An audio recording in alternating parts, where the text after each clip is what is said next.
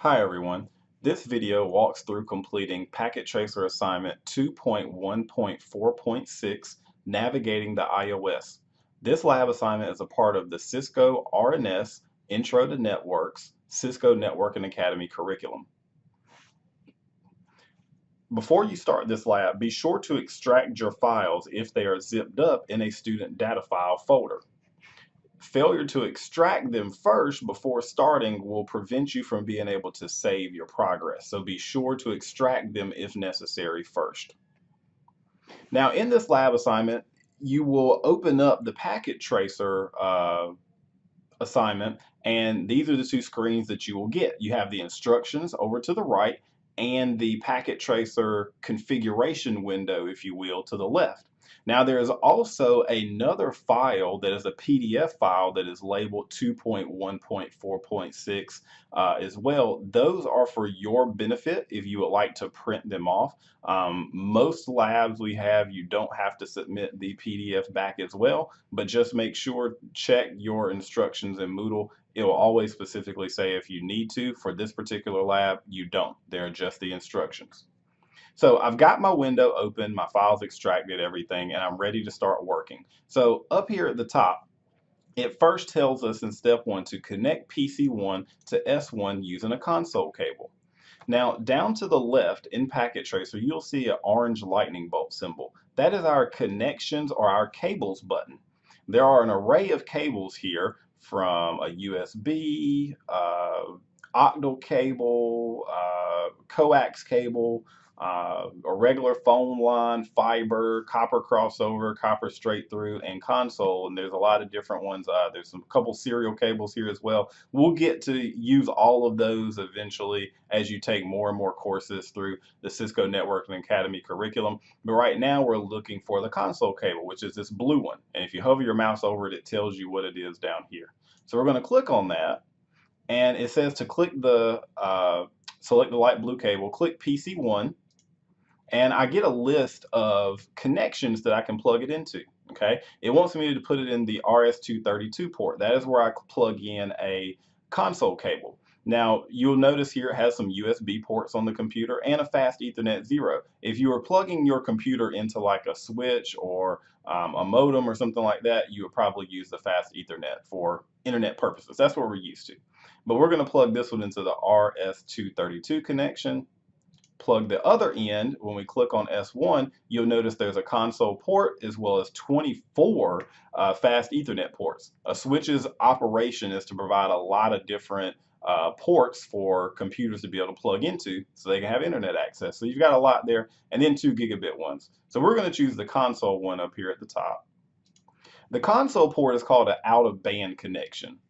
The reason it's called that is because it is not actually connecting you to a network or to internet access. What it allows you to do, the console cable, is to be able to configure the switch from your PC. Now, in some labs, you will be able to click on the switch directly, go to CLI. This one happens to be locked to make you use it, but you'll be able to click on CLI, which is the command line interface, and just start typing commands. In a real world situation, you cannot go up to a router or switch and click on it to start typing on it. You got to do it from a computer. So you have to have some type of console cable or remotely log into it in some way if you've got like using putty or something like that, which we'll get to in later labs. But right now, we're going to use this console cable. That's going to give us access to the switch so that that interface will come up on the PC. So in step 2, after we've done our connecting, we're going to establish a terminal session with the switch. So we're going to PC1 and click on it. You'll see here that when it comes up, you get what looks like a PC. You can actually power it on and off with that button there if you needed to add different slots to it. But we're going to go to desktop, and then it tells us to go to terminal. And you can leave these default, and we're going to click OK. All right. Now, this interface that you're seeing here now is on the PC, but it is actually the switch interface. This is the operating system for the switch. So we are connected to it. So anything we're typing here is actually going to be communicated to the switch via the console cable. So if I hit enter here, all right, it says S1 right here. okay? And it's got like a little forward arrow symbol. That forward arrow symbol is kind of waiting for us. This is what's called our prompt, waiting for us to be able to go to the next step of configuring. All right. Now, one command, and we kind of explore some different commands here that you can use. We're going to use the question mark. The question mark is a very powerful tool because at any point you don't know what to type, you can hit a question mark and it may jog your memory. Now it's not like going to read your mind, but if you hit question mark or type a question mark, it will kind of lead you along the way. So the next thing to have you do is type T question mark. Now, instead of giving you all the options that you can type at that point, it only gives you the ones that begin with a letter T, right?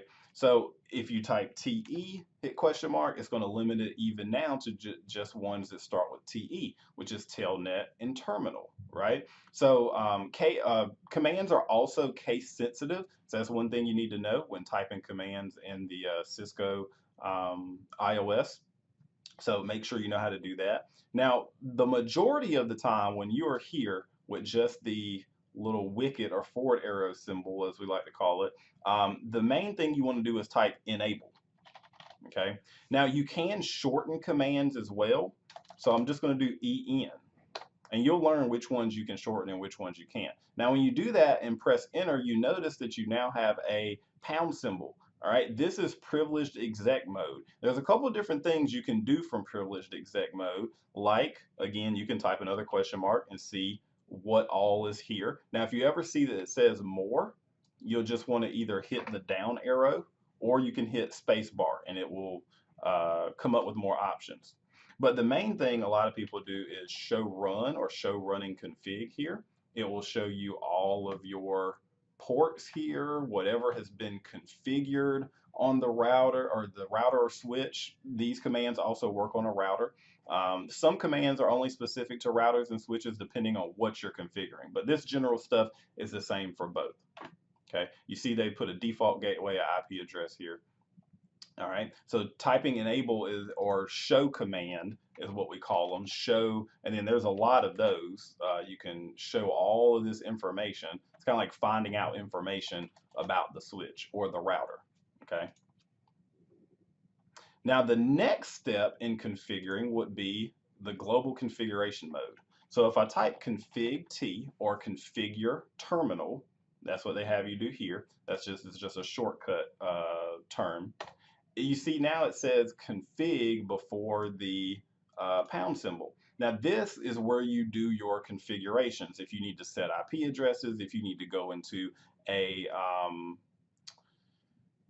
interface to set the IP address, if you need to set up passwords, all types of stuff here you can do from global configuration mode. Now to navigate from one mode to another, you would type exit and you see it takes me back one step. There are certain commands that only work in certain spots. So like for instance, the show command cannot just be outright typed when it says config on your router in global configuration mode because it's going to give you an error. Okay. So the rest of the lab, they have you do some stuff like show clock. Okay, so if you do show clock, hit enter, it'll show you the time here. They have you set the clock. So they have you type set, or sorry, clock, set, question mark. Sometimes if you don't know what's coming next, like you have never used this command before, you just knew the first part, it'll actually tell you what to type. Like it says hour. So we're gonna do 15:00:00. Okay, that's setting it for 1500 hours in military time. Okay, now you notice when you press enter, it says incomplete command. If you hit up arrow on your keyboard, it will scroll through the last couple of commands you've done. So that's good to know. So we need to keep going. Hit another question mark, and it says we need the day of the month and the month. All right. So they're going to have you type the same part. So you can just hit up arrow on your keyboard, and then 31 for the day of the month, and then January for the year, or sorry, for the month, and then 2035 for the year. So it's far in the future. So now we hit enter, and if you don't see anything get returned, usually that means you did something right. Okay, so that we have set it correctly now. All right. Now it says explore additional commands here, right? it says to issue the command and record the messages. So we're just going to issue the commands and see what it says. So clock, remember, incomplete command, clock set 25. Now, if you ever see that pop up, I accidentally hit enter while I was trying to make the colon here. That means, something has been typed wrong. So that's good that it showed that. Still says, all right, it says input unreceived. Now, why would it say that? You notice we're using military time. There's no 2500. It's just, so we would not, that's not a valid entry there. So if we did what we did a while ago, and then 32, you notice again, it says invalid input. Why? Because that's the date. Are there ever 32 days in a month? No. So that's why it's giving you that error there. Okay. Now, if you notice too, I'm going to close this. Whenever you get ready to save it, you would just go to File, Save As or Save. Make sure you know where you're saving it to as well. So I'm going to go to Save. It's in my Downloads folder right now where I extracted mine. And down here in the bottom right-hand corner, it says Completion 20 out of 20. That means you got 100 for this lab. Now, if you go to Check Results, it will show you what it's actually checking. This particular lab didn't necessarily grade all the commands you typed in, even though it is good to know them and practice them and go through what I just did. But it is only grading the connections that you actually made, which if you click close here, it's going to take you back to your lab assignment. All right, so it's only grading that I connected this correctly with the type of cable and the correct ports. All right, now we're going to learn a whole lot more as we go throughout the semester. So this is just kind of a dip in the water for learning and navigating the Cisco iOS operating system. Is completely different than maybe anything you've used before if you're new to this. So don't be overwhelmed yet. This completes Packet Tracer Assignment 2.1.4.6.